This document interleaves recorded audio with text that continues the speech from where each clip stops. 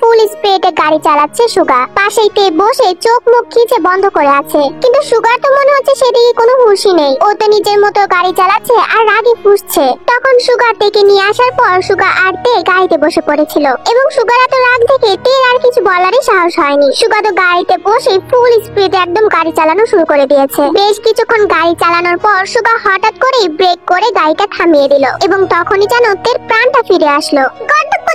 আরেকটু হলে তো আমার প্রাণটাই বের হয়ে যেত। কোনো কমন সেন্স নেই, এভাবে স্টুপিডের মতো করে ড্রাইভ করে কেউ। যদি হঠাৎ করে অ্যাক্সিডেন্ট হয়ে যেত তখন কি হতো? বেশ হতো, তুই আর আমি একসাথে উপরে চলে যেতাম, তোকে আর আমাকে আর কোনো জ্বালাও সহ্য করতে হতো না।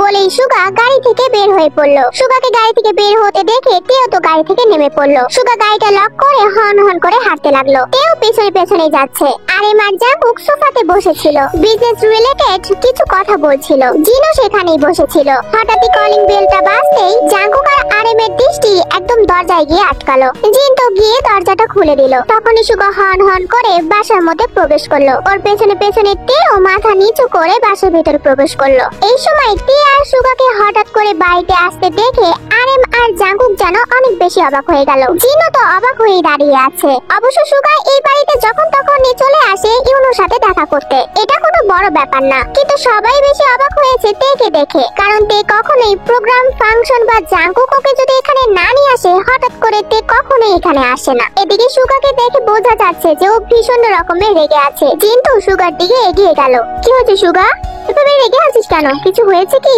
এখন অব্দি কিছু হয়নি, কিন্তু খুব তাড়াতাড়ি হবে। আমি ওই ফ্যামিলির লোকদের একদম খুন করে ফেলবো। তোমার বোন প্রচন্ড রকমের বাড়াবাড়ি শুরু করেছে। তোমার বোনকে আর বোনের জামাইকে ভালোভাবে বুঝিয়ে দিও। বলে তো সুগা হন হন করে সিঁড়িতে উঠে ইউনো রুমের দিকে চলে যেতে নিল। কে কি বলেছে তোকে? তোর আম্মু কি বলেছে আমাকে বল, আমি বকে দিব। দূর, এই ছেলেটাও না। এই তে, কি হয়েছে?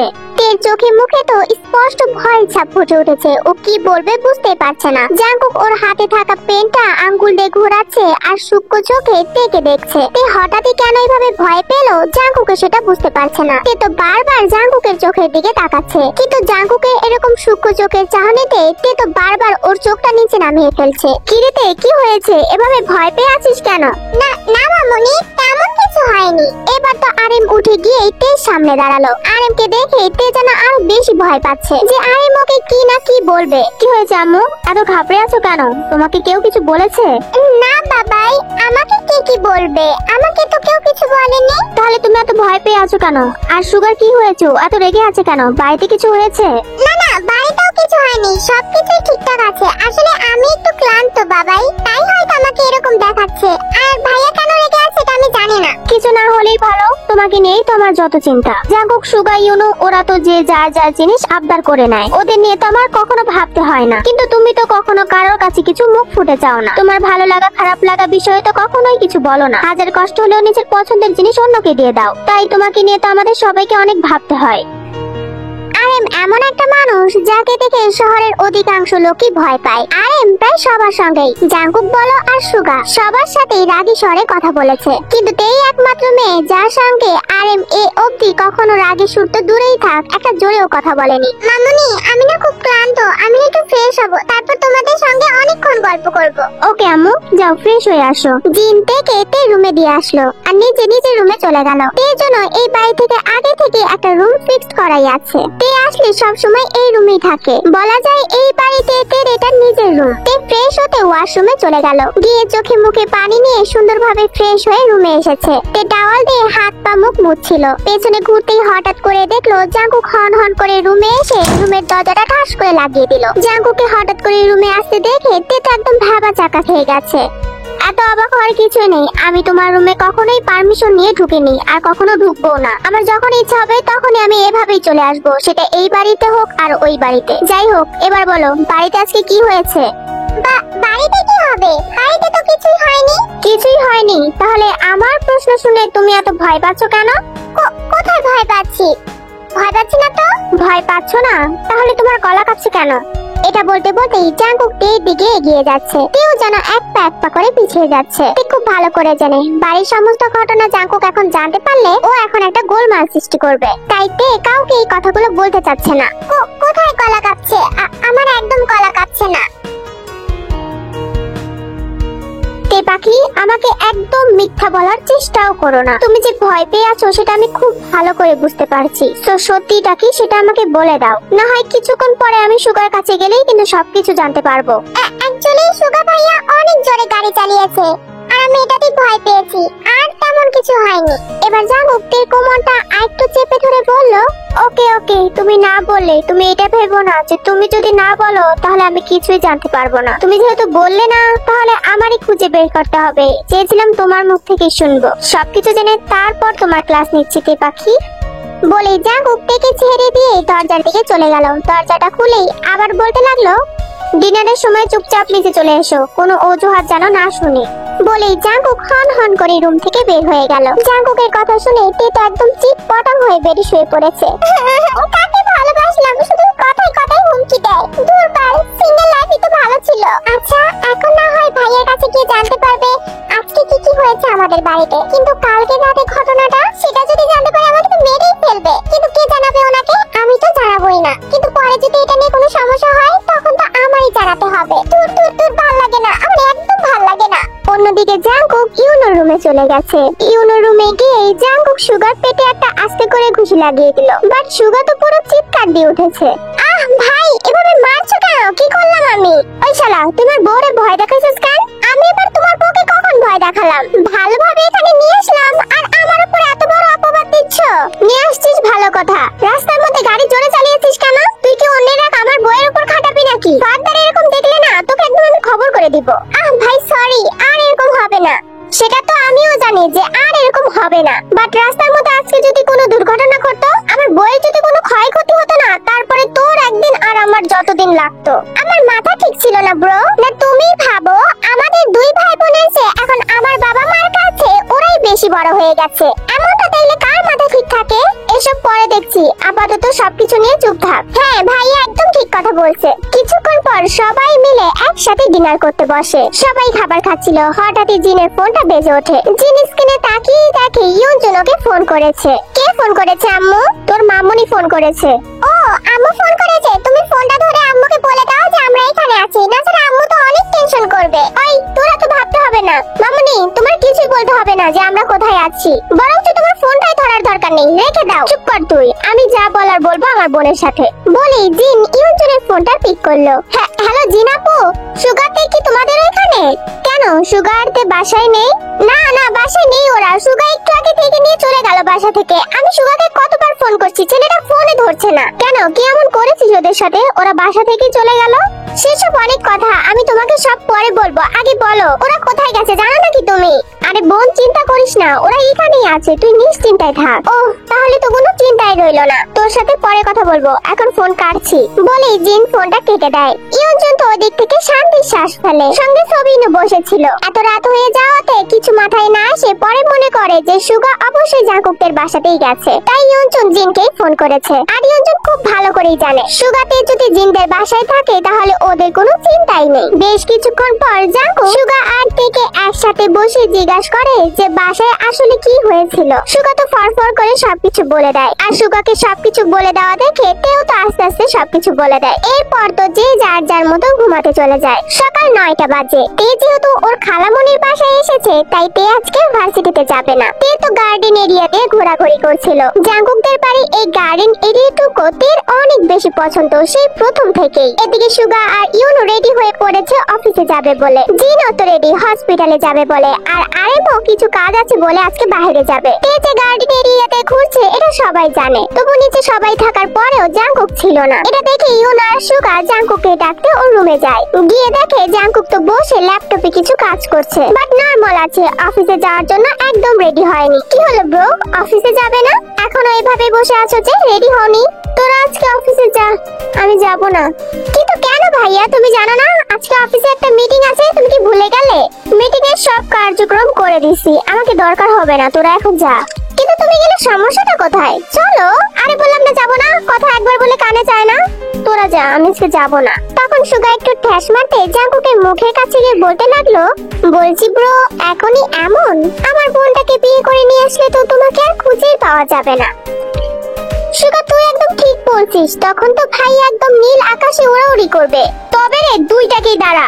এটা বলেই জাঙ্কুক ইউনো আর সুগার পেছনে দৌড়াতে লাগলো। ওরাও তো জাঙ্কুকের হাত থেকে বাঁচার জন্য দৌড় লাগিয়েছে। জাঙ্কুকের রুম থেকে দৌড়তে বের হয়ে গিয়ে একদম নিচে চলে গেছে। জাঙ্কুক কি আবার কম নাকি? ও দৌড়াতে দৌড়াতে নিচে চলে গেছে সুগারের পেছনে। সুগার আর ইউনো তো এক দৌড় দিয়ে বাড়ি থেকে বের হয়ে যায়, কারণ ওরা খুব ভালো করে জানে জাঙ্কুকের সাথে তাতলামি করার স্বাদ একদম জাঙ্কুক হাড়ে হাড়ে বোঝাবে। সুগার ইউনো দৌড়ে বাড়ি থেকে বের হয়ে যেতে না যেতেই তে ভেতরে আসে। সুগার ইউনোকে এভাবে দৌড়াতে দেখে তো তে বেশ অবাক হয়ে গেছে। এদিকে তো জাঙ্কুকও দৌড়াতে দৌড়াতে সুগারের পেছনে আসছিল। হঠাৎই তেকে দেখে কি করবে বুঝতেই পারছে না, সঙ্গে সঙ্গে দাঁড়িয়ে পড়ে। এদিক থেকে সুগার ইউনো গাড়ি নিয়ে বগার পার হয়েছে। এদিকে জাঙ্কুককেও এভাবে দৌড়ে আসতে দেখে তে চোখ যেন একদম বড় বড় হয়ে গেল। কি হলো? ওরা এভাবে দৌড়ে পাশে থেকে বের হয়ে গেল কেন? সেটা আমি কি জানি, ওদেরকে জিজ্ঞাসা করো। ওরা তো এইমাত্র গাড়ি নিয়ে চলে গেল, ওদেরকে কিভাবে জিজ্ঞাসা করব? আপনি এভাবে হাঁপাচ্ছেন কেন? দেখে তো মনে হচ্ছে আপনি ওদেরকে ধাওয়া করছিলেন। কেন, আপনি কি ওদেরকে মারতে চাইছিলেন? তোমাকে এত কিছু ভাবতে হবে না। সকাল থেকে দেখছি গার্ডেনের মধ্যে মৌমাছির মতো ঘুরঘুর ঘুরঘুর করছো। কি করছো এখানে? এই মাত্রই তো বললেন ঘুরঘুর ঘুরঘুর করছিলাম, তো ঘুরছিলামই, আর কি করব? কেন, তোমার এই বাড়িতে আসলে করার আর কিছুই নেই বুঝি? কাউকে কি চোখে পড়ে না? কাকে চোখে পড়বে? মামুনি আর বাবাইকে দেখছি না যে, ওরা কোথায় গেছে? সুগার ইউনো, তোমার মামুনি আর বাবাই সবাই বাসা থেকে চলে গেছে, যে যার যার কাজে চলে গেছে। ভাবছি আজকে মেয়েদেরও ছুটি দিয়ে দেব, তুমি আর আমি এই বাড়িতে একদম একা থাকবো। ভাইয়ারা তো চলে গেল, আপনি অফিসে যাবেন না? অফিসে যদি যেতাম তাহলে কি তোমার সাথে এভাবে দাঁড়িয়ে দাঁড়িয়ে কথা বলতাম মাই সুইট হার্ট? এটা বলতে বলতেই জাঙ্কুক তো আস্তে আস্তে করে তের দিকে এগিয়ে আসছিল। এটা দেখে তের তো কলিজার পানি শুকিয়ে যাচ্ছে, এই লোকটা বড্ড বদমাশ আছে। জাঙ্কুক তো এগোতে এগোতে একদম তের মুখের কাছে চলে এসেছে। কেউ তো পারছে না পেছোতে, কারণ বাইরে তো মেইন দরজা। জাঙ্কুক তো তের একদম মুখের কাছে চলে এসেছে। তের হৃদ স্পন্দন যেন এখন কাঁপাকাঁপি শুরু করে দিয়েছে। হঠাৎ করে তে বলে উঠলো, ওই দেখুন কে এসেছে। এটা বলার সঙ্গে সঙ্গে জাঙ্কুক তো পুরো ছিটকে গেছে। জাঙ্কুকের দূরে সরে যাওয়া দেখে তে তো একদম এক দৌড়ে ওর রুমের দিকে পা বাড়িয়েছে, যেটা দেখে এখন জাঙ্কুক দাঁড়িয়ে দাঁড়িয়ে মিটিমিটি করে হাসছিল। দেখতে দেখতে 5টা দিন এভাবে কেটে যায়। এই 5 দিনের মধ্যে জাঙ্কুক তো থেকে অনেক জ্বালিয়েছে। আর এই 5 দিনে 2 দিন জাঙ্কুক অফিসে গেছে আর 3 দিনই অফিসে যায়নি। যেখানে তে ওদের পাশে আছে সেখানে কি জাঙ্কুকের অফিসে গিয়ে মন থেকে? এই কয়েকটা দিনে জাঙ্কুক আর তের সম্পর্ক যেন আরো বেশি গভীর হয়ে গেছে। জাঙ্কুকের ছোট ছোট কেয়ারিং গুলো তেকে যেন জাঙ্কুকের প্রতি আরো বেশি দুর্বল করে দিয়েছে। তে চেষ্টা করে জাঙ্কুক যেটা অপছন্দ করে সেটাকে ইগনোর করে চলতে। তের এই ছোট ছোট চেঞ্জ গুলো জাঙ্কুক সব সময় নোটিস করে আর ভীষণ যেন খুশি হয়ে যায়। এইসব দেখে ওর মনের মধ্যে নিজের ভালোবাসার মানুষটাকে কাছে পাওয়ার আকাঙ্ক্ষা যেন আরো দৃঢ় হয়। এতদিন যতই অপেক্ষা করুক না কেন জাঙ্কুক, অবশেষে যে ওর ভালোবাসার ফলটা মিষ্টি হতে চলেছে এটাই ওর কাছে অনেক। যেটা ভেবে জাঙ্কুকের মুখে তৃপ্তির হাসি ফুটে ওঠে। এই 4-5টা দিনে তেকে আর সুগাকে ইউনজুন বারবার করে বাড়িতে যেতে বলেছে, কিন্তু জাঙ্কুক সুগারতে একটা কেউ বাড়িতে যেতে দেয়নি। ও সাফ সাফ বলে দিয়েছে যতদিন ওই কায়ের ফ্যামিলিরা ওই বাড়িতে থাকবে ততদিন জাঙ্কুক তেকে নিজের বাড়িতে যেতে দেবে না। ইউনজুন অনেকবার করে জাঙ্কুককে বোঝানোর চেষ্টা করেছে, কিন্তু তাতে কোনো লাভ হয়নি। বর্তমানে এখন তো সবাই কিম বাড়িতে আছে। কিম বাড়িতে এখন পুরোদমে বিয়ের আয়োজন চলছে, আর মাত্র 2 দিন পরেই যে হবে বিয়ে। বিয়ের আয়োজন নিয়ে সবাই খুব ব্যস্ত, 2 মিনিটও যেন কারো হাতে বসার সময় নেই। বিয়ের সব আয়োজন যেহেতুদের বাড়িতেই হবে। গেস্টরাও তো অলমোস্ট চলে এসেছে। সুগাতে ডিরেক্টলি নানুদের বাসায় চলে এসেছে। বিয়ের পর একদম বাড়িতে যাবে। জাঙ্কুকতে সুগা জিমিন যে হোক অলমোস্ট সবাই ড্রয়িং রুমের সোফাতে বসে আছে। ওদেরকে দেখে বোঝা যাচ্ছে ওরা হয়তো বা কারোর জন্য অপেক্ষা করছে। হঠাৎই বাড়ির মেন দরজাতে কিছু মানুষকে ঢুকে দেখে জিমিন। দেখে তো পুরো জিমিনের চোখ দুটো বড় বড় হয়ে যায় আর জিমিন বসা থেকে উঠে দাঁড়ায়। ওই দেখো সবাই, ইয়োজাং আপুরা চলে এসেছে। এটা বলেই তো জিমিন এক দৌড়ে সেখানে চলে যায়। ইয়োজাং সংগাকে দেখে সবাই অনেক বেশি খুশি হয়ে যায়। অ্যাকচুয়ালি সবাই তো ওদের জন্যই ওয়েট করছিল। ওরা অনেকগুলো দিন পরে দেশে ফিরেছে আর ডিরেক্টলি এখানেই চলে এসেছে। আর যেহেতু নিজের একমাত্র ভাইয়ের বিয়ে, সেহেতু ইয়োজানের তো আসতেই হবে। তাহলে আমাদের কথা মনে পড়লো তোমার? কতক্ষণ ধরে আমরা সবাই ওয়েট করছি, তোমাদের তো আসার নামই নেই। ইস, অনেক কষ্ট হয়েছে তাই না? তোমার আপুটা তো অনেক স্লো, কোনো কিছু দ্রুত করতেই পারে না। হ্যাঁ, এখন সব দোষই আমার। হয়েছে, তোমরা যে কি না, আমি সবাইকে ডেকে নিয়ে আসছি, থাকো। বলে জিমিন এক দৌড় দিয়ে যায় বড়দের সবাইকে ডাক দিতে। ইয়োজাং সংগাং এসে সবার সাথে অনেক ভালোভাবে কথা বলে, আর কথা বলারই কথা এতদিন পর এসেছে এখানে। কি হলো জাঙ্কুক ভাই, তোমার খবর কি? সেটেল হয়েছে নাকি সবকিছু আগের মতোই আছে? এই কথাটাতে যেন সবাই জাঙ্কুকের দিকে তাকিয়েছে। জাঙ্কুক একবার আর চোখে তের দিকে তাকিয়ে ইয়োজাংকে বলল, আমি চেয়েছি আর পাইনি, এমনটা কি কখনো হয়েছে? না না শালা বাবু, এটা তো একদমই অসম্ভব। যাক, অবশেষে তোমার মুখে হাসি ফুটেছে। একদম। আর সবাই এভাবে আমার দিকে হা করে তাকিয়ে আছিস কেন? আমাকে কি দেখতে জোকারের মতো লাগছে? জাঙ্কুকের কথাটা তো সবাই মিটমিট করে হাসছিল, কিন্তু তে এটা বুঝতে পারছিল না যে ইয়োজাং আর সংকাং এর কথাতে কেন জাঙ্কুক বারবার ওর দিকে তাকিয়ে উত্তরগুলো দিচ্ছিল। এর মধ্যে জিবিন বাড়ির সবাইকে ডেকে নিয়ে আসে। জিবের মা তো এতদিন পর মেয়েকে দেখে মেয়েকে জড়িয়ে ধরে। আর ইয়োজাং সংকাং এর বেবিটাও অনেকটা বড় হয়ে গেছে, দেখতে মাশাআল্লাহ অনেক কিউট। ইয়োজাংরা তো বাড়ির সবার জন্য এত করে গিফট নিয়ে এসেছে। সবার সাথে ভালোভাবে কথা বলার পর সবাইকে গিফট গুলো দেয়। সংকাং ফ্রেশ হতে রুমে চলে যায়, কিন্তু ইয়োজাং এর তো এদিকে কোনো তালই নেই। ও তো সবাইকে পেয়ে গেছে গল্প করার জন্য। এখন ওর কিসের ফ্রেশ হওয়া আর কিসের কি, সবার সাথে যেন গল্পতে মজে উঠেছে। পরের দিন সবাই সকাল সকাল উঠে ব্রেকফাস্ট করে শপিং এর উদ্দেশ্যে রওনা দেয়। বিয়ে বাড়ির সবার জন্য শপিং বলে কথা, আজকে সবাই সারা দিন শপিং করবে। কিন্তু শপিং মলে গিয়ে জাঙ্কুক সবাইকে রেখে হঠাৎ করে গায়েব হয়ে যায় এবং যাওয়ার আগে থেকে বলে যায় যে যতক্ষণ ও না আসবে ততক্ষণ যেন ও কিছু চুজ না করে। এখানে কিন্তু সুজিও এসেছে সবার সাথে শপিং করবে বলে, কিন্তু সুজির সাথে ওর ভাই বোগাম আসেনি। যেহেতু জিহবের বিয়ে, তাই জাঙ্কুক জিহবকে নিয়ে যেতে পারলো না। আর সবাই যদি চলে যায় তাহলে কেমন হয়, তাই জাঙ্কুক সুগা আর ইউনোকে রেখে গেছে। এদিকে ন্যান্সিকেও ইনভাইট করা হয়েছে, ন্যান্সিও ওদের সবার সাথে এসেছে। আর হানি যেহেতু সংকাং এর বোন, তো ও তো এমনি গেস্ট, ওর তো আসতেই হবে। আর সবচেয়ে বড় ব্যাপার হলো তে বেস্ট ফ্রেন্ড ওরা দুজন। তে তো ন্যান্সি আর হানিকে আগেই বলে দিয়েছে। সবাই তো যার যার মতো শপিং করছিল, সুগা আর ইউনো সবাইকে হেল্প করছিল। সবাইকে হেল্প করার চক্করে নিজেরাই কিছু কিনছে না, তাই তে গিয়ে ওদের দুজনের জন্য ড্রেস চুজ করলো। আর তে বলেছে বলে কথা, তে যেটা পছন্দ করেছে সুগা আর ইউনো তো সেটাই নিয়ে নিয়েছে। প্রায় দুপুর 3টার দিকে জাঙ্কুক আর বোগাম সেখানে আসে। এসে দেখে সবাই তো হাসি খুশি ভাবে শপিং করছে, আর তে তো মুখ কালা করে বসে আছে। জাঙ্কুকে আসা থেকে তেও যেন একটু খুশি হলো, তবে এটাতে লাভ হয়নি। জাঙ্কুক সবাইকে রেস্টুরেন্টে নিয়ে গেছে আর তাড়াহুড়ো করে সবাইকে লাঞ্চ করে দিয়েছে। জাঙ্কুক জানো তের সাথেও আজকে বেশি কথা বলতে পারছে না। লাঞ্চ করা শেষে সবাই জুয়েলারি দোকানে চলে গেছে, কিন্তু জাঙ্কুক আর বোগাম বলে ওদের কি যেন কাজ আছে। এটা বলে তো ওরা আবারও বের হয়ে গেল। জাঙ্কুকে চলে যাওয়া দেখে তের ভীষণ পরিমাণের মন খারাপ হলো। জিহব অনেকবার বলেছে যে নিজের মতোই কেনাকাটা করে নিতে, কিন্তু তে শোনেনি। তে তো চুপচাপ নিজের মতোই বসেছিল। এদিকে সুজিরও ভীষণ পরিমাণে রাগ হচ্ছে। ওর একমাত্র বোনের বিয়ে, শপিং করতে এসেছে আর ওর ভাই নেই। ওর এমন কি কাজ পড়ে গেল যে এতবার দৌড়াতে হচ্ছে? অবশেষে জিহব জাঙ্কুক আর বোগামকে ফোন করে, কিন্তু ওদেরকে ফোনে পায় না, ফোনটা বন্ধ ছিল। অবশেষে সন্ধ্যা 7টার সময় শুধু তে ছাড়া ওদের সবার শপিং শেষ হয়। সুগা 3-4টা ড্রেস চুজ করেছিল, কিন্তু তে সেগুলো নেয়নি, কারণ ওর ভীষণ রাগ হয়েছে জাঙ্কুকের উপর। তার জন্য ও কিছুই কেনাকাটা করেনি। সবাই শপিং মল থেকে বের হয়ে এসে দেখে জাঙ্কুক আর বোগাম অলরেডি গাড়ির সাথে হেলান দিয়ে দাঁড়িয়ে আছে। এটা দেখেই যে হোক তো জাঙ্কুক আর বোগামের দিকে তেড়ে এসেছে। সারাদিন কোথায় ছিলি তোরা? শপিং করতে এসে এমন কি মহৎ কাজ বেঁধে গেল যে সারাদিন লেগে গেল? জাঙ্কুক তুই ব্যস্ত দেখে আমরা এতদিন বড়দের সাথে শপিং করতে আসিনি, তোর ফ্রি হওয়ার জন্য অপেক্ষা করছিলাম। আর আজকেও তুই সেই কাজের কথা বলে চলে গেলি। 2 দিন পর অনুষ্ঠান শুরু হতে যাবে, সবার কেনাকাটা কমপ্লিট, অথচ এখন অব্দি তের কিছুই কেনা হলো না। তুই কেন থেকে বারণ করেছিস শপিং করতে? জিহবের কথা শুনে জাঙ্কুক আর চোখে একবার তের দিকে তাকালো। দেখলো তে তো মন খারাপ করে দাঁড়িয়ে আছে এবং তেকে দেখে বোঝা যাচ্ছে ও অনেকটা রাগ করেছে। বোগাম এসে এবার জিহবের কাঁধে হাত রেখে বলল, থাম ভাই, এত রেগে যাচ্ছিস কেন? 2 দিন পর তোর বিয়ে, এখন যদি অতিরিক্ত রাগের ফলে তোর হার্ট ফেল হয় তখন আমার বোনটার কি হবে? এত তাড়াতাড়ি আমার বোনের জন্য তোর মতো পাত্র কোথায় পাবো? তোকে পাত্র খোঁজাচ্ছি, আমি আব্বুকে গিয়ে বলবো যে তুই শপিং করার সময় আমার সাথে একদমই ছিলি না, তুই কোথায় চলে গিয়েছিলি? আহা বলিস না বোন এটা, তাহলে মনে কর তোর বিয়ের আগেই আমাকে বাড়ি ছাড়া হতে হবে। জিহব মাথা ঠান্ডা কর, আর তোর ফোনে আমি কিছু পাঠিয়েছি, একটু দেখ। জাঙ্কুকের কথা শুনে জিহব সঙ্গে সঙ্গে ওর ফোনটা চেক করলো এবং চেক করতে বুঝতে পারলো আসলে জাঙ্কুক কেন ওদের সাথে থাকতে পারেনি। সবাই তো যার যার মতো গাড়িতে উঠে বসলো বাড়িতে যাবে বলে। এমনিতেই সারাদিন শপিং করেছে, ওরা অনেকটা ক্লান্ত। তবে তে আজকে জাঙ্কুকের গাড়িতে না উঠে সুগা যে গাড়িটা ড্রাইভ করবে সেই গাড়িতে উঠে বসলো এবং এটা জাঙ্কুক দেখেও কিছু বললো না। জিহবকে জাঙ্কুকের পাশের সিটটাতে বসে বসলো। সবাই যে যার গাড়ি নিয়ে রওনা হলো।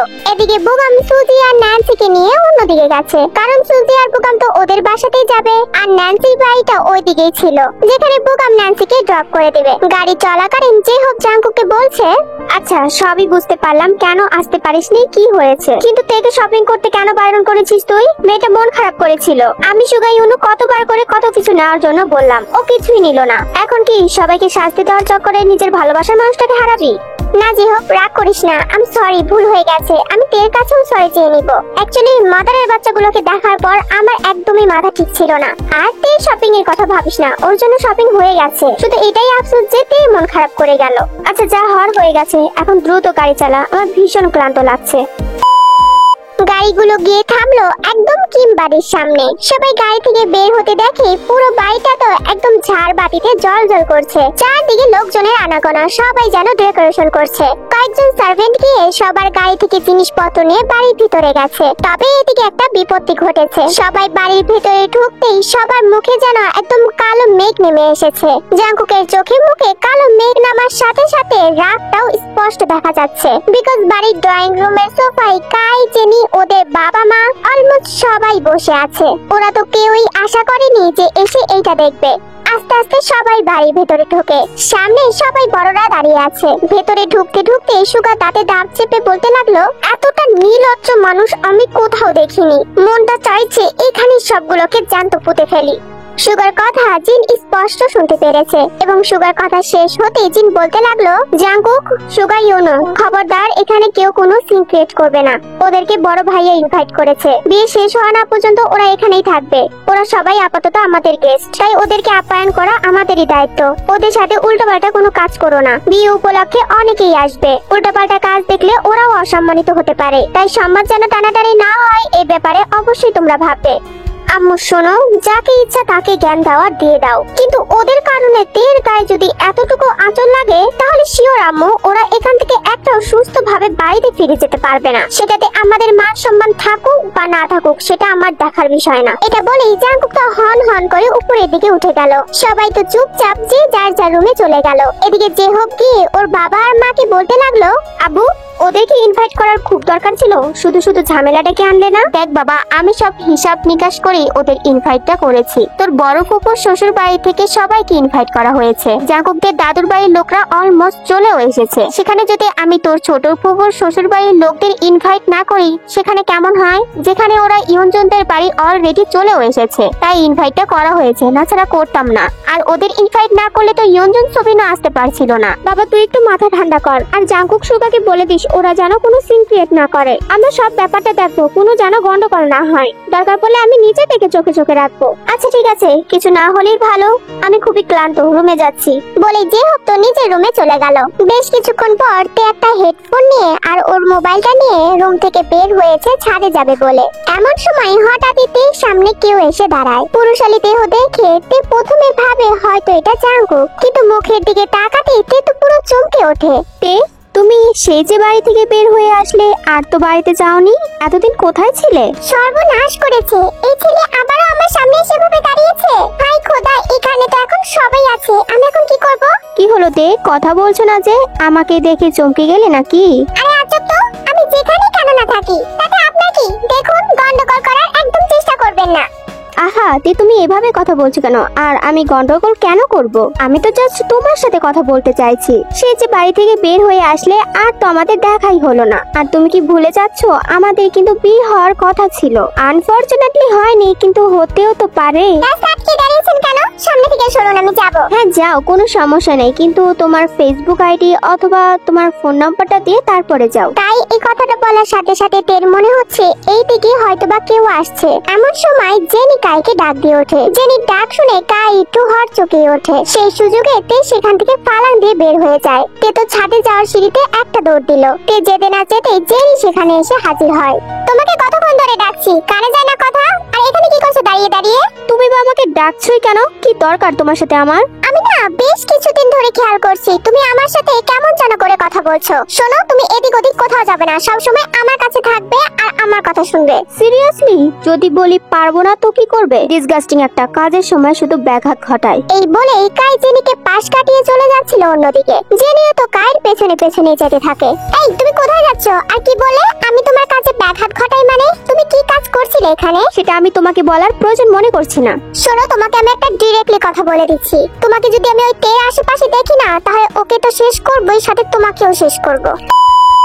রাত 10:30 বাজে। ছাদের এক কোনায় দেওয়ালের সাথে হেলান দিয়ে দাঁড়িয়ে কানে হেডফোন গুঁজে দু চোখ বন্ধ করে আছে তে। এক ফালি চাঁদের রোশনি এসে তের মুখে পড়ছে। চাঁদের আলোতে তের চেহারাটা মায়াবী লাগছে একদম। হালকা বাতাসে তের চুলগুলো মৃদু উঠছে। আজকে জাঙ্কুকের প্রতি বড্ড বেশি অভিমান জমেছে তের। কি এমন কাজ ছিল যে জাঙ্কুক সারাদিন আজকে তের সাথে কথা বলারই সুযোগ পেল না? চোখ বন্ধ করা অবস্থায় তে অনুভব করলো কারোর গরম নিঃশ্বাস এসে তের চোখে মুখে আশ্রে পড়ছে। কেউ ওকে খুব কাছ থেকে গভীর চাহনি দিয়ে ওকে পর্যবেক্ষণ করছে। ওর সামনে কেউ আছে। ব্যাপারটা বুঝতে পেরে তে ভীষণ রকমের আতঙ্কিত হয়ে গেল। কাই নয় তো, কারণ কাই ওকে ছাদে আসতে দেখেছে। তে ফট করে চোখটা খুলে ফেললো। আবছা আলোতে সামনে থাকা ব্যক্তিটাকে তের চিনতে একটু অসুবিধা হলো না। তে যতটুকু আতঙ্কিত হয়ে গিয়েছিল এখন সবকিছুই যেন মিশিয়ে গেছে। কারণ সামনে আর কেউ না, জাঙ্কুক দাঁড়িয়ে আছে। তে জাঙ্কুকে পাশ কাটিয়ে চলে যেতে নিচ্ছিল, কিন্তু জাঙ্কুক দুই হাত দেওয়ালে রেখে তেকে আটকে দিয়েছে। জাঙ্কুকের কাণ্ড দেখে তে আর কোনো উপায় না পেয়ে দেওয়ালের সাথে একদম পিঠ থেকে গুটিসুটি মেরে দাঁড়িয়ে রইল। জাঙ্কুক তের দিকে গভীরভাবে তাকিয়ে আছে, আর তে অন্যদিকে মুখ করে দাঁড়িয়ে আছে। কান্না করছো কেন তে পাখি? কি হয়েছে? কোথায় কাটলাম? আপনি কি দেখতে পাচ্ছেন আমি কান্না করছি? তাও এক কথা। যাই হয়ে যাক না কেন, আমার পাখিটা এখন সহজে কান্না করে না। কিন্তু ওদিকে তাকিয়ে আছো কেন? আমার দিকে তাকাও। কি হলো? আমার দিকে তাকাও। তুমি আমার উপর রেগে আছো তাই না? I am very sorry. আর এরকম হবে না, কখনো এরকম হবে না। আমি সত্যি অনেক বড় অন্যায় করে ফেলেছি। দরকার হলে তুমি আমাকে শাস্তি দাও, তবু এভাবে মন খারাপ করে চুপ করে থেকো না প্লিজ। আমি মন খারাপ করে নেই, আর কারোর উপর রাগও করে নেই আমি। আচ্ছা, কিন্তু আমার মন তো অন্য কথা বলছে, যে আমার পাখিটা আমার উপর অনেক অভিমান করেছে। এই যে আমি কানে ধরছি, আর কখনো এরকম অন্যায় করব না। আমি sorry, I am sorry sorry sorry. আপনি সারাদিন আমার সাথে ভালোভাবে কথা বলেনি, তো আমি অভিমান করবো না কি করব? আপনি তো আজ সারাদিন আমাকে ইগনোর করেছেন। আমি কেন তোমাকে ইগনোর করব? তোমাকে ইগনোর করার অধিকার আমার নেই। একটা কাজ পড়ে গিয়েছিল, তাই এমনটা হয়েছে। আমি প্রমিস, আমার যতই কাজ থাকুক না কেন, আমি আর তোমার সাথে না কথা বলে থাকবো না। এটা বলেই জাঙ্কুক তেকে জড়িয়ে ধরলো, এবং তেও যেন শক্তভাবে জাঙ্কুককে জড়িয়ে ধরেছে। এত কিছু হয়ে যাওয়ার পরেও তে একবারও জিজ্ঞেস করলো না যে জাঙ্কুক আসলে কোথায় গিয়েছিল। জিজ্ঞেস করবে না? আজকে সারাদিন কোথায় ছিলাম? কোথায় ছিলেন? না তে পাখি, আমি তো তোমাকে সত্যিটা বলবো না। কারণ আমি যদি এখন তোমাকে সত্যিটা বলি, তাহলে তুমি এখন যতটুকু আমাকে ভুল বুঝেছো, আমি সত্যিটা বলার পর হয়তো তুমি তার চেয়েও বেশি ভুল বুঝবে। কি হলো বলেন? সারাদিন কোথায় ছিলেন? সারাদিন কোথায় ছিলাম জানো? তোমার জন্য আর আমার জন্য শপিং করেছি। সবকিছু একদম ম্যাচিং করে কিনেছি। বিয়ের প্রত্যেকটা ফাংশনে তোমার ড্রেস আর আমার ড্রেস একদম সেম সেম হবে। আর তোমার ড্রেস থেকে শুরু করে পায়ের জুতা পর্যন্ত আমার পছন্দ হবে, বুঝলে সুইটহার্ট? জাঙ্কুকের কথা শুনে তে একটু মৃদু হাসলো। মেয়েটা সারাদিন কতই না উল্টা পাল্টা চিন্তা ভাবনা করেছে, কিন্তু ওই বাকি করবে। জাঙ্কুক এমন ভাবে আচরণ করেছিল যেন জাঙ্কুক থেকে চেনেই না। আমি সরি পাখি, আর কখনো এরকম ভুল হবে না। আমি যতই ব্যস্ত থাকি না কেন, আমি তোমাকে আর কখনো অপেক্ষা করিয়ে কোনো কাজে যাব না। আমার কাছে সবার আগে তোমার খুশিটা জরুরি, তারপরে বাকি সবকিছু। এখন চলো নিচে, সবার প্রায় খাওয়া দাওয়া হয়ে গেছে, শুধু তুমি আর আমি খাইনি। কেন কেন আপনি খাননি? এই যে আমি আমার পাখিটার রাত না ভাঙিয়ে কি খেতে পারি? এখন আমি আর আমার পাখি একসাথে খাবো। বলেই জাঙ্কুক টেকে নিয়ে নিচে চলে গেল। এখন চলো আমরা অ্যাকচুয়ালি জেনে আসি জাঙ্কুক কোথায় গিয়েছিল। যেহেতু জেহবের বিয়ে, তাই জাঙ্কুক জেহবকে নিয়ে যেতে পারেনি, আর জাঙ্কুক আর বোগাম চলে যাচ্ছে। এখানে যদি সুগা আর ইউনো না থাকে তখন কেমন হয়? আর সূর্যের সাথে ওর ফ্যামিলির অনেকেই ছিল, তাই জাঙ্কুক বোগামকে নিয়ে গেছে। অ্যাকচুয়ালি মিস্টার লে আর ওর গ্যাংয়ের লোকেরা অনেক টাকা দিয়ে জেল থেকে ছাড়া পেয়েছে। শপিং মলে সবাই মিলে যেতে না যেতেই জাঙ্কুকের কানে এই খবরটা চলে যায়। সঙ্গে সঙ্গে তো জাঙ্কুকের মেজাজটা পুরোই গরম হয়ে যায়। বর্তমানে আত্মরা অবস্থায় জাঙ্কুকের গোডাউনে মিস্টার লে আর ওর লোকজন আছে। জাঙ্কুক ওদের সহজে মারবে না, আর যেই কয়জন তের গায়ে হাত দিতে চেয়েছিল ওদের একদম পিষে মারবে। যার কারণে আজকে জাঙ্কুক সারাদিন একটু ব্যস্ত ছিল।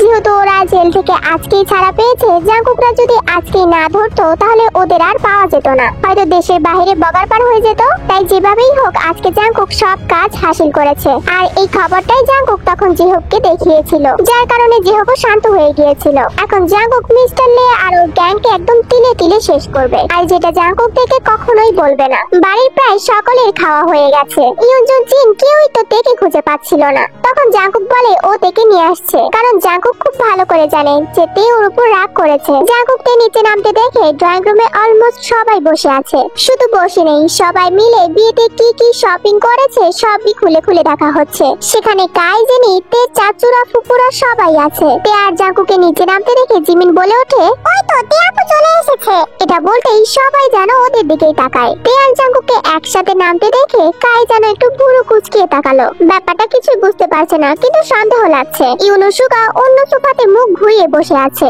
বেচারাকে এখানে আটকিয়ে রেখেছে। ওরা না উঠে যেতে পারছে আর না কিছু সহ্য করতে পারছে। চুপচাপ ওরা বসে বসে মোবাইল টিপছে। তে আর জাংকুক এসে ডাইনিং টেবিলে বসতেই দুজন মেয়ে এসে ওদেরকে খাবার বেড়ে দিল। ওরা তো রীতিমতো খাওয়া স্টার্ট করে দিয়েছে, নিজেদের মতো করেই খাচ্ছে। হঠাৎই জিন কিছু খোঁজাখুঁজি করতে করতে বলে ওঠে, তে তোর শপিং গুলো কই রে? তোর ড্রেস গুলো কোথায় গেল? এখানে তো সবার শপিং এ দেখতে পাচ্ছি, তোরটা তো দেখতে পাচ্ছি না, কোথায় রেখেছিস? জিনের কথা শুনতেই তের খাওয়া বন্ধ হয়ে গেল। ও তো আর চোখে জাংকুকের দিকে একবার তাকালো, দেখলো জাংকুক কোনো দিকে না তাকিয়ে নিজের মতো করে খাবার খাচ্ছে। তে কি বলবে বুঝতে পারছে না। ও তো কিছু না বলে চুপচাপ বসেই রইলো।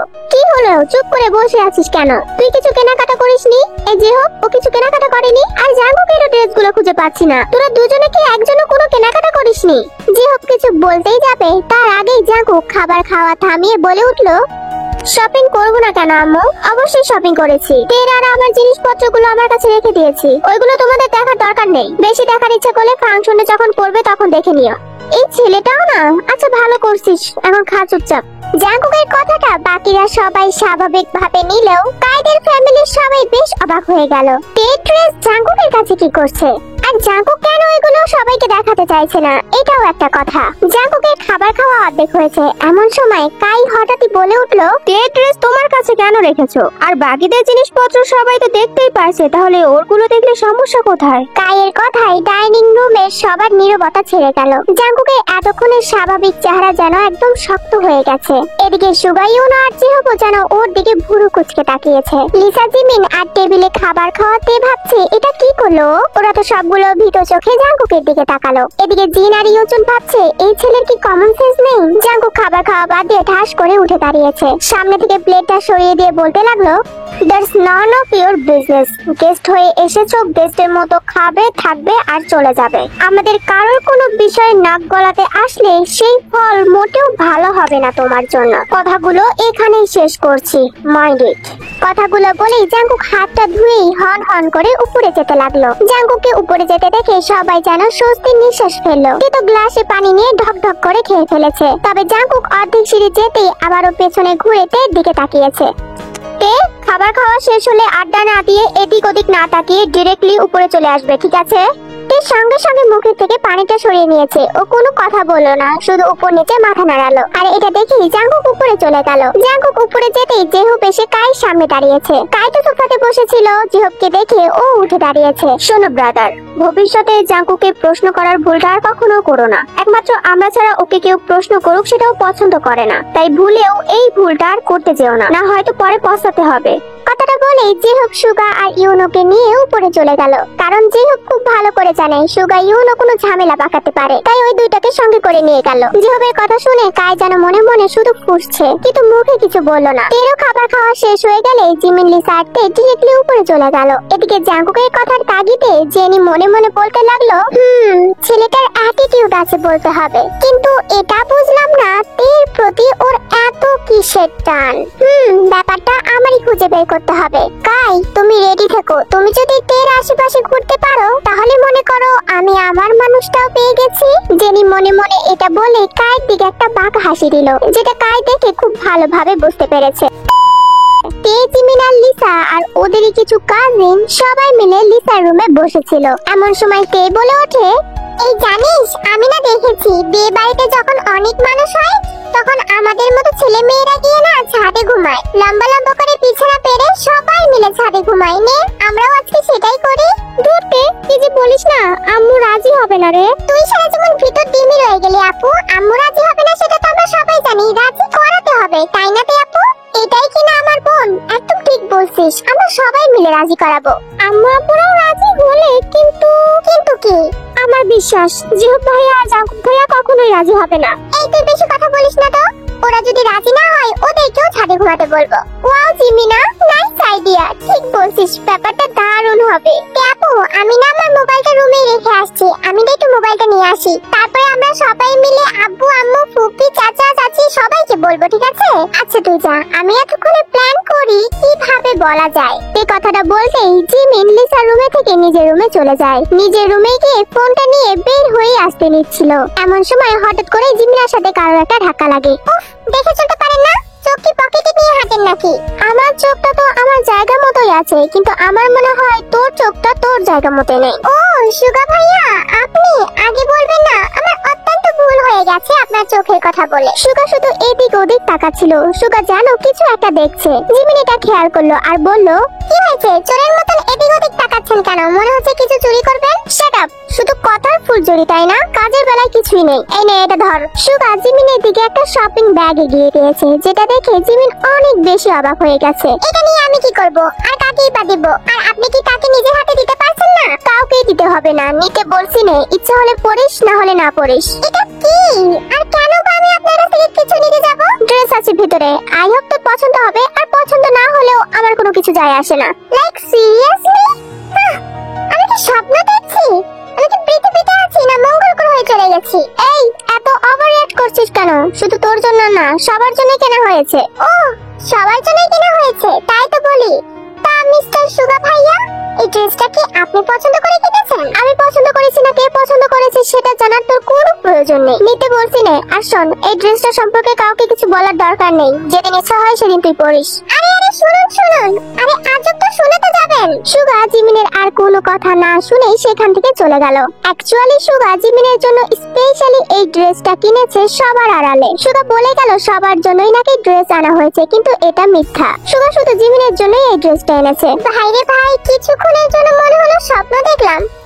তুই কি মনে করেছিস তোর দেওয়া ড্রেস আমি পরবো? কখনোই পরবো না, এটা তো আমি এখন ঢিল দিয়ে ফেলে দিব। এটা বলে জিমিনের রুমে গিয়ে ঢিল দিয়ে ড্রেসটা বেডের উপরে রেখে বের হয়ে যায়। বের হয়ে অর্ধেক রাস্তায় আসতে না আসতেই আবার মনে মনে ভাবছে, মিস্টার সুগা আমাকে ড্রেস দিল, স্ট্রেঞ্জ। আবার বললো সবার জন্যই নাকি আনা হয়েছে। কই, আমি তো কাউকে দিতে দেখলাম না। আর সবাইকে যদি ড্রেস দেওয়াই হতো তাহলে তো সবাই দেখাতো। আবার বললো এই ড্রেসটা সম্পর্কে কাউকে কিছু না বলতে।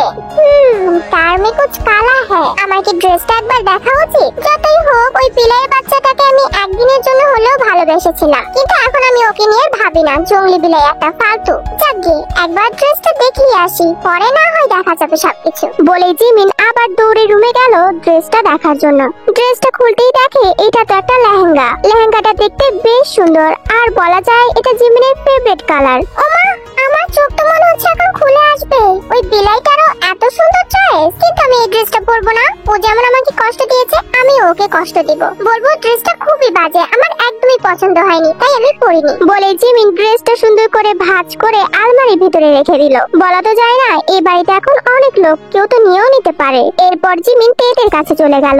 জিমিন লিসা আর ওদের কিছু কাজিন মিলে বড়দের সবাইকে অনেক করে বোঝালো যে ওরা আজকে ছাদে ঘুমাবে। প্রথমে তো কেউ রাজি হতে চাইছিল না, কারণ এই বাড়িটা এত বড় যে ছাদে শোয়ার কোনো দরকারই নেই। কিন্তু পরে জিন ভেবে দেখলো এখন যদি ওরা একটু মজা না করে তাহলে কবে করবে, তাই জিন রাজি হয়ে গেল। জিন আর জিহবের আম্মু গিয়ে ছাদে সুন্দর করে বিছানা পেরে দিল। দুই দিকে বিছানা পেরে দিয়েছে, একদিকে ছেলেরা শোবে আর একদিকে মেয়েরা শোবে। জিমিন তে আর লিসা কোন রকম জাঙ্কুক সুগা জিহব ইউনুকেও রাজি করিয়েছে। প্রথমে তো ওরা অনেক বেশি রাগ করেছিল, কিন্তু পরে জিন বোঝানোর কারণে ওরাও রাজি হয়ে গেছে। জিমিন লিসা আর ওদের কিছু কাজিন এসে ছাদে পাতানো বিছানায় শুয়ে পড়লো। কিছুক্ষণ মজা করতে করতে দেখতে পেল ওদের কাজিন গুলো ঘুমিয়ে গেছে, আর সঙ্গে লিসাও ঘুমিয়ে গেছে। তখন জিমিন আস্তে আস্তে করে তের কাছে এগিয়ে গেল। তে একদম কর্নারে শুয়েছে। জিমিন গিয়ে তেকে জড়িয়ে ধরে তে কানের কাছে মুখটা নিল। কি রে জিমিন, কিছু বলবি নাকি? এভাবে বিড়ালের বাচ্চার মতো এগিয়ে আসছিস যে? হ্যাঁ বলবো তো, তার জন্যই তো তোমার কাছে আসলাম। ওমা, কোনো সিক্রেট কথা নাকি? হ্যাঁ, অনেক বেশি সিক্রেট কথা। ভেবেছিলাম প্রথমে লিসা আপুকে বলবো, কিন্তু ভাবলাম না, তোমাকেই আগে বলি। আচ্ছা বল বল, কি বলবি? আচ্ছা তে আপু, তোমার ওই বিলাই ভাইটা কি মানে তোমার ভাই কি তোমাকে, লিসা আপুকে, মানে সবাইকে ড্রেস দিয়েছে? আমার ভাই সবাইকে ড্রেস দিয়েছে? কই না তো। শপিং মলে আমাকে কয়েকবার ড্রেস নেওয়ার কথা বলেছিল, কিন্তু আমি তো নেইনি। কাউকে দেয়নি, তোমাকেও দেয়নি। কই না তো। যা শপিং তো নিজেই সব দেখলি, সবাই যে দেখছিল ওইখানেই তো সব ছিল। ব্যাপারটা চিন্তার বিষয়, বুঝছো তে আপু? কেমন জানি গোলমাল পাকিয়ে যাচ্ছে। কেন কেন, কি হয়েছে বল আমাকে। জানো তে আপু, তোমার ওই বিলাই ভাইটা না আমাকে একটা ড্রেস দিয়েছে। ড্রেসটা দেখতে অনেক সুন্দর। আমি একটু অবাক হয়েছি, আর বলে কি এত ওভার রিঅ্যাক্ট করার দরকার নেই, সবাইকেই দেওয়া হয়েছে। তাই তো আমি তোমাকে জিজ্ঞাসা করলাম, কিন্তু তুমি এখন বলছো কাউকেই দেয়নি। ডারমে কুছ কালা है জিমিনা, মনে হয় আমার ভাইয়ের মনেও আস্তে আস্তে লাড্ডু ফুটছে। তোমার ভাইয়ের মনে আমার লাড্ডু তিতা যক্ষা একটা। শোন শোন, এত রাগ করিস না, এই রহস্যের উদ্ঘাটন আমরাই করব। কিন্তু কিভাবে করবে? আর জানো, আমাকে বলেছে কি এই ড্রেসটা সম্পর্কে কাউকে কিছু না বলতে, যেদিন ইচ্ছা করবে সেদিন পড়তে। সেটাই তো দেখছি। শোন, আমি তোকে একটা প্ল্যান শিখিয়ে দিচ্ছি, তুই কালকে তাই করবি। ঠিক আছে, বলো কি করতে হবে। এরপর ওর মাথায় যত শয়তানি বুদ্ধি আছে জিমিনের মাথায় দিয়ে দিল, এবং জিমিনা যেন সবকিছু শুনে অনেক খুশি হয়ে গেল। ওয়াও টিয়াপু, নাইস প্ল্যান। কিন্তু তোমার ভাইটাকে না আমার তেমন বেশি এখন পছন্দ হয় না, কেমন যেন জঙ্গলি বিড়ালের মতো করে। এই, আমার ভাইকে ছেড়ে অন্য কারোর দিকে তাকালে না চোখ একদম তুলে নেব। ভাবি তো আমি তোকেই বানাবো। তে মোবাইল দেখতে দেখতে গেম খেলতে স্টার্ট করলো। তে গেম খেলছে আর জিমিনের সঙ্গে কথা বলছে। এমন সময় জিমিন কারো পায়ের আওয়াজ শুনতে পেল। সঙ্গে সঙ্গে জিমিন তেকে ধাক্কা দিয়ে ও ঘুমানোর ভান ধরলো। কিন্তু তেই ও এখন গেমস খেলাতে মগ্ন, ও তো দিব্যি গেমস খেলেই চলেছে। তখনই জাঙ্কুক, সুগা, চেহুপ আর ইউনো ছাদে আসলো। ওরা তো সবাই রুমে ঘুমাতো, কিন্তু এই তেদের জন্য ওদেরও ছাদে এসে ঘুমাতে হচ্ছে। এসে দেখে তে এখনো মোবাইল টিপছে। তখন জাঙ্কুক ধমকের সুরে বলল, তুমি এখনো ঘুমাওনি? রাত কয়টা বাজে খেয়াল আছে? একটু সুযোগ পেলে তোমার অনিয়ম করতে হবে, তাই না? জাঙ্কুক ধমক দেওয়াতে তের হাত থেকে তো ফোনটাই পড়ে গেল। ও তো ড্যাব ড্যাব করে জাঙ্কুকের দিকে তাকিয়ে আছে। ও তো এটাই বুঝতে পারে না যে জাঙ্কুক ওকে কখন ভালোবাসে আর কখন ধমক দিয়ে কথা বলে। তুমি জানো না রাত জাগলে তোমার শরীর খারাপ হয়? তারপরেও রাত হয়ে যাওয়ার পরে তুমি ফোন টিপছো? বকানা শুনলে পেটের ভাত হজম হয় না, তাই না? দেখো তো সবাই ঘুমিয়ে পড়ছে। কই ঘুমিয়ে পড়ছে? এই তো চিমি। শালি, তুই ঘুমানো ভান ধরছিস? ওকে তো পরে দেখে নিব। তেজিবিনের দিকে তাকাতেই জাঙ্কুক গিয়ে ফোনটা নিয়ে নিল। আপনার জন্য আমি এই লেভেলটাতে হেরে গেলাম। জাস্ট ফিনিশ স্টেপ ছিল, আপনি এসে সবকিছু মাটি করে দিলেন। চুপচাপ ভালো মেয়ের মতো ঘুমিয়ে পড়ো। গেম খেলছে। আমি ঘুমানোর চেষ্টা করেছিলাম, কিন্তু ঘুম আসছে না, তাই আমি গেম খেলছিলাম। ওদিকে জিহুক, সুগা আর ইউনো শুয়ে পড়েছে। এদিকে জিমিনে ঘুমানোর ভান ধরতে ধরতে ও সত্যি সত্যি ঘুমিয়ে গেছে। এই কথা শুনে জাঙ্কুক একটু ঝুঁকে থেকে বলতে লাগলো, কেন ঘুম আসছে না আপনার ম্যাডাম? আমি কি একটু আদর করে ঘুম পাড়িয়ে দেব? অসভ্য লোক একটা। না লাগবে না, আমি এমনি ঘুমাচ্ছি। চুপচাপ ঘুমিয়ে পড়ো। বলে জাঙ্কুক অন্য পাশে যেতে নেবে, তখন তে বলে উঠলো, আরে আমার ফোনটা তো দিয়ে যাবেন। এখন ঘুমিয়ে পড়ো, এটা কাল সকালের আগে ছাড়া পাবে না। Good night. বলে জাঙ্কুক অন্য পাশে গিয়ে শুয়ে পড়লো। জাঙ্কুক শুয়ে পড়লো বলে তে ভীষণ রাগ লাগছে। একটু মোবাইলটা দিয়ে গেলে কি হতো? এদিকে জিমিনকে ধাক্কা দিয়ে দেখে জিমি তো সত্যি সত্যি ঘুমিয়ে পড়েছে। তে তো রাগে ওর বালিশটার মুখের উপর নিয়ে চেপে ধরেছে। জাঙ্কুক আস্তে করে চোখ খুলে তেকে এরকম তাতলামো করতে দেখে ও যেন হেসে দিয়েছে। তে তাতলামো করতে করতে একসময় সত্যি সত্যি ঘুমিয়ে পড়ে। অন্যদিকে জাঙ্কুক মিটি মিটি হাসতে হাসতে চোখটা বন্ধ করে। সকালে উঠে সবাই একে একে ফ্রেশ হয়ে নিচে চলে এলো। জাঙ্কুক, সুগা, জেহুপ আর ইউনো ওরা ফ্রেশ হয়ে জেহুপের রুমেই বসে আছে। ওরা ল্যাপটপে অফিসের কিছু কাজ করছিল। কিছুক্ষণ পর ইয়নজুন কফি আর কিছু খাবার নিয়ে রুমে প্রবেশ করলো। জাঙ্কুক ল্যাপটপ থেকে চোখ উঠিয়ে একবার ইয়নজুনের দিকে তাকালো, আবার গম্ভীরভাবে কাজ করতে লাগলো। ব্যাপারটা ইয়নজুনের চোখ এড়ালো না। উনি স্বাভাবিক একটা হাসি দিয়ে জেহুপের কাছে গিয়ে দাঁড়িয়ে একটা কফির মগ এগিয়ে দিল। জেহুপ মুচকি হাসি দিয়ে ইয়নজুনের হাত থেকে কফির মগটা নিল এবং ইয়নজুনকে একটা থ্যাঙ্কস বলে কফি খেতে লাগলো। ইয়নজুন আর একটা কফির মগ নিয়ে ইউনোর সামনে এগিয়ে ধরলো, কিন্তু ইউনো সেই কফির মগটা না নিয়ে ট্রে থেকে একটা কফির মগ নিয়ে অন্যদিক হয়ে খেতে লাগলো। সুগাও সেম একই কাজটাই করলো। ছেলের এরকম কাণ্ড দেখে ইয়নজুনের চেহারায় যেন অন্ধকার নেমে এসেছে। ওনার ঠোঁটের কোণে মুচকি হাসিটা নিমিষেই মিলিয়ে গেল। এবার ইয়নজুন জাঙ্কুকের দিকে কফির মগটা বাড়ালো। জাঙ্কুক সেই দিকে একবার তাকিয়ে আবার কাজ করতে মনোযোগ দিল। কফি লাগবে না আমার এখন ক্ষুধা নেই। অনেক বেলা হয়ে গেছে বাবাই, আপাতত এগুলো খেয়ে নাও। ব্রেকফাস্ট হতে সময় লাগবে, ততক্ষণ না খেলে শরীর খারাপ করবে। আমাকে নিয়ে কাউকে ভাবতে হবে না। আমি মরলাম নাকি বাঁচলাম, আমি খেলাম নাকি না খেলাম, এগুলো নিয়ে কাউকেই মাথা ঘামাতে হবে না। তুই কি আমার উপর রেগে আছিস জাঙ্কুক? আচ্ছা যদি রেগে থাকিস তাহলে শাস্তি দেওয়ার দে, তবু খাবারের উপর এভাবে রাগ করিস না। নিজেকে কষ্ট দিচ্ছিস কেন? নে কফিটা খেয়ে নে বাবাই। বাহ মামুনি, আজকে তো দেখছি আমার উপর দরদ একদম উতলে পড়ছে, কিন্তু কেন বলো তো? হঠাৎ আমার উপর এত দয়া হওয়ার কারণটা কি জানতে পারি? আচ্ছা জাঙ্কুক, আমি কি এতটাই খারাপ যে আমার হাতে থেকে এক কাপ কফি খেতে তোর এতটাই প্রবলেম হচ্ছে? ইউনজুন কথাটা বলার সাথে সাথে জাঙ্কুক ওর ল্যাপটপটা ঠাস করে বন্ধ করে দিল।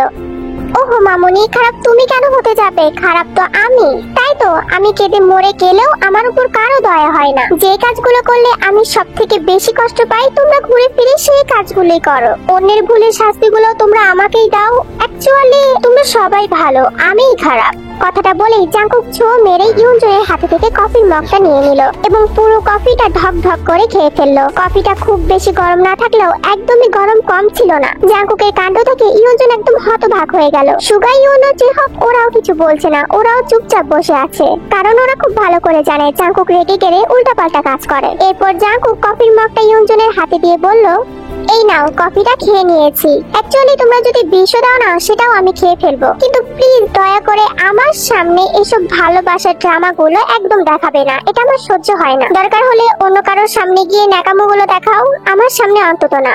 কথাটা শুনে ইউনজনের মনে হলো ওর কলিজাটা কেউ টান দিয়েছে। ওনার চোখ দিয়ে একটু একটু করে আপনা আপনি পানি বের হয়ে আসতে নিল, তবে ইউনজন সেটা আড়াল করে ফেলেছে। তোর মামুনিটা যে বড্ড বাজে রে বাবাই, তাই তো এত চেষ্টা করেও কাউকে ভালোবাসতে পারে না। যতই সবাইকে খুশি রাখতে চাই সবাই শুধু ভুল বোঝে। জানিস জাঙ্কুক, আমিও না তোর মতোই ভুল করেছিলাম। একজনকে ভালোবেসে অনেক ভুল করেছিলাম। তাকে এতটাই ভালোবেসেছিলাম যে তার জন্য মা বাবা ভাই বোন সবাইকে ছেড়ে চলে গিয়েছিলাম এবং সেখানে গিয়ে অন্য বাড়ির মানুষদের অপমান প্রত্যেকটা দিন সহ্য করতে হয়েছে। কত চর খেয়েছি তার কোনো হিসাবই নেই। এত বড় পরিবার থেকে কিন্তু আমার তখন কেউই ছিল না। ইনফ্যাক্ট আমি কি তোমার বাবা মাকেও শেষ পর্যন্ত দেখতে পারিনি। তবে জানিস এতটাও কিন্তু আফসোস হতো না যে আমি যাকে ভালোবেসেছি তাকে তো পেয়েছিলাম, সেও কিন্তু আমার সঙ্গে তার পরিবারের অপমানগুলো সহ্য করেছে। ইউনজনের এতটুকু কথা শুনে সবাই যেন এখন ইউনজনের দিকেই তাকিয়ে আছে। ইউনজন আবার বলতে শুরু করলো, আচ্ছা জাঙ্কুক, আমাকে একটা কথা বলতো, 4 বছর আগে যদি তোকে জোর করে না পাঠাতাম তাহলে কে তোকে মেনে নিত?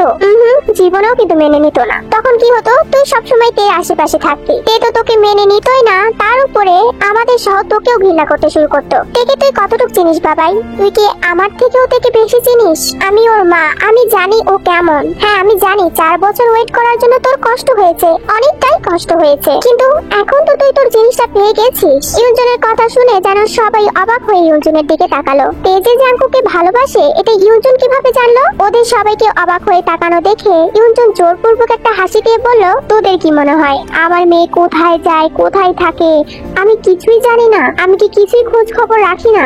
আমি ওই তেজ চেহারা দেখলেই বুঝতে পারি যে ও কি চায় আর কি না চায়। আমি স্পষ্ট জানি যে জাঙ্কুক থেকে ভালোবাসে, আর আমি এটাও জানি যে এখন তেও জাঙ্কুককে অনেক ভালোবাসে। আর তোদের তো এটাই রাগ যে ওই কাইরা কেন আমাদের বাড়িতে এসেছিল আর বা কেন এখানেই এসেছে। তাহলে শোন বলছি, ওই যে কায়ের বাবা, ওই লোকটাই একমাত্র ছিল যখন আমি ওই বাড়িতে গিয়েছিলাম, সেই একমাত্র আমাকে কিছু বলেনি, বোনের মতো করে ভালোবেসেছিল। ওই লোকটা 2 বার হার্ট অ্যাটাক করেছে বাড়িতে থাকতে, 3 বার এবার হার্ট অ্যাটাক করে তো মরেই যাচ্ছিল।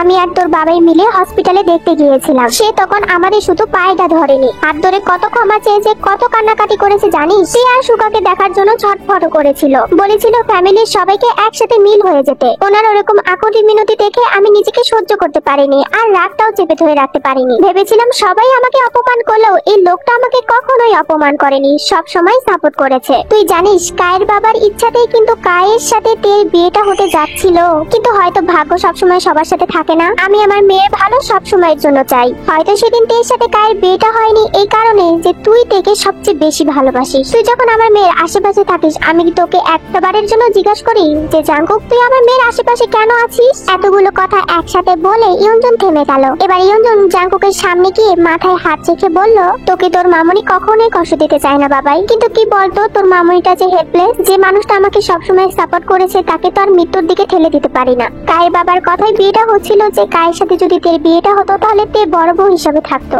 আর কায়ের বাবা তেকে সবটুকু দিতে পারতো যেন তেকে আর কেউ কখনো অপমান করে কথা বলতে না পারে। কায়ের বাবা কিন্তু তেকে অনেক ভালোবাসতো, কায় যেমনই থাকুক না কেন। হয়তো আমাদের এটা ভুল হয়েছিল যে আমরা কায়ের সাথে তেকে বিয়ে দিতে রাজি হয়েছিলাম। যাই হোক, অনেক কথা বলে ফেললাম। পারিস তো তোর এই পচা মামুনিটাকে একটু ক্ষমা করে দিস। তোর মামুনিটার হয়তো কাউকেই ভালোবাসার যোগ্যতা নেই, তাই তো আজকে নিজের ছেলেটাও আমার থেকে মুখ ঘুরিয়ে নিয়েছে।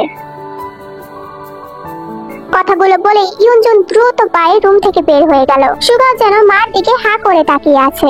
জাঙ্কুকও ওইখানে স্ট্যাচু হয়ে বসে রইল। সত্যি কি ওর মামুনিটাকে এতটাই কষ্ট দিয়ে ফেলো? জাঙ্কুক তো এরকম ভুল করে না। এখন কিভাবে বা মামুনির সামনে গিয়ে দাঁড়াবে? কোন মুখে গিয়ে ক্ষমা চাইবে? এদিকে সুগা আর ইউনোর চোখ যেন টলটল করছে। ওরা তো মানুষটাকে অনেক বেশি কষ্ট দিয়ে ফেলেছে, এজন্য হয়তো বা নিজেদেরও কখনো ক্ষমা করতে পারবে না। এদিকে যে হোক রাগ করে ওর কফির মগটা হাত থেকে ঢিল মেরে ভেঙে ফেললো। ইউ নো হোয়াট, আজকে না আমার একটা প্রবাদ বাক্য মনে পড়ছে, মায়ের চেয়ে মাসির দরদ বেশি। তোরা সবাই তেকে খুব ভালোবাসিস, সব সময় তেকে নিয়ে খুব চিন্তা করিস, একমাত্র ওর মাই ওর ভালো চায় না, তাই না? আরে কোন মা বাবা তার ছেলে মেয়েদের ক্ষতি চায় বলতে পারিস? চোখের সামনে যা ঘটে সব সময় তার সত্যি হয় না। ফুপিমণি কতটা কষ্ট পেল তোদের এই আচার আচরণে, এবার তোরাই বোঝ কি করবি। আর একটা কথা বলে দিচ্ছি, তে যদি এসব জানতে পারে না তাহলে একটা কেউ ছেড়ে কথা বলবে না। বলে যে হোক বেড থেকে নেমে হন হন করে রুম থেকে বের হয়ে যেতে নিল। সেই সময় জেহবের চোখ আটকে গেল। জেহব প্রচন্ড রকমের আতঙ্কিত হয়ে দাঁড়িয়ে পড়েছে। তুই এখানে? তে নামটা কানে আসতেই জাঙ্কুক, সুগা আর ইউনো অবাক হয়ে দরজার দিকে তাকালো। তে চোখ শক্ত করে এক পা করে রুমের মধ্যে প্রবেশ করলো। ওর দৃষ্টি জাঙ্কুকের উপর স্থির আছে। তেকে এভাবে তাকাতে দেখে জাঙ্কুকের কলিজা যেন ছাট করে উঠেছে। জিহব তো থ মেরে দরজার কাছে দাঁড়িয়ে আছে, কে জানে এখন কি হবে। জাঙ্কুকের অজান্তেই মনের মধ্যে ভয় বাসা বাঁধলো। তেকে দেখে স্পষ্ট বোঝা যাচ্ছে এতক্ষণ যা যা হয়েছে, যা যা ঘটেছে সবটাই তে শুনেছে। যে জাঙ্কুক কাউকে দেখে ভয় পায় না, সে আজকেই প্রথম যে তেকে দেখে ভয় পাচ্ছে। জাঙ্কুকের বুক কাঁপছে, হয়তো তে ওকে কখনোই ক্ষমা করবে না। জাঙ্কুক অপরাধ ভঙ্গিতে মাথা নিচু করেই বসে রইল। ও তের দিকে তাকানোর সাহস পাচ্ছে না, সেই সাহসটা আজকে নেই ওর মধ্যে। তে সোজা এসে জাঙ্কুকের সামনে দাঁড়ালো। সুগা, ইউনো আর জেহব একে অপরের দিকে তাকাচ্ছে। এই মুহূর্তে ওদের কিছুই করার নেই। জাঙ্কুক এখনো মাথা নিচু করে আছে। শুধু জাঙ্কুক তের দিকে একবার তাকিয়েছিল, এরপর থেকে আর একবারও তাকায়নি। তে স্পষ্ট বুঝতে পারছে যে জাঙ্কুক ওকে দেখে ভীষণ রকমের ভয় পাচ্ছে। জাঙ্কুক এটাতে ভয় পাচ্ছে যে ও কি তেকে হারিয়ে ফেলবে, তে কি ওকে ভুল বুঝে চলে যাবে। So my all purple heart, কি হতে চলেছে আবারও এই ফ্যামিলিতে? আজকে ভিডিওটা এমনিতেই অনেক বড় হয়ে গেছে। আজকে এ পর্যন্তই, টাটা বাই বাই, আল্লাহ হাফেজ।